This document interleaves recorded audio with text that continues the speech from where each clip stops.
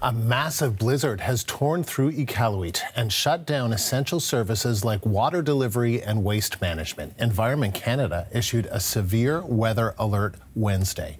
About 15 centimeters of snow fell, but it's difficult to know for sure with all the wind. Gusts have peaked at 117 kilometers per hour. Drivers and pedestrians have been asked to stay off the roads while cleanup continues.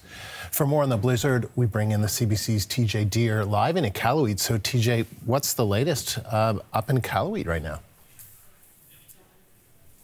Well, Andrew, the storm has passed and people are out on walking on the roads, on the side of the roads. And yes, there are some people driving their snowmobiles out to gather supplies and to clean up their own, to clean up their residences that have been affected. And like you said, yeah, Environment Canada told me that roughly 15 centimeters of snow fell yesterday and overnight this morning. But it's difficult to tell with the wind. The max recorded wind gust was 117 kilometers an hour, and there were sustained winds for a few hours that reached up to 80 kilometers an hour. Now, here in Iqaluit, all city buildings were closed yesterday. Every single building was closed, even the stores, to make sure that people stayed inside. And city facilities remain closed today, but there are road cleanup crews that were out as early as 4 a.m. today. Just to clean up all the snow that had accumulated on the roads. Now, there are those here in Iqaluit who do have water delivered to them.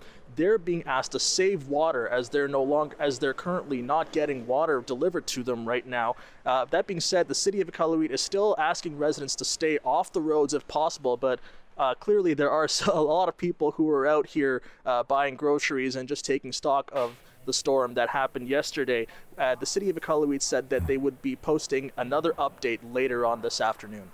And Iqaluit wasn't the only area that was hit. What can you tell us about the blizzard in other Nunavut communities and over in northern Quebec?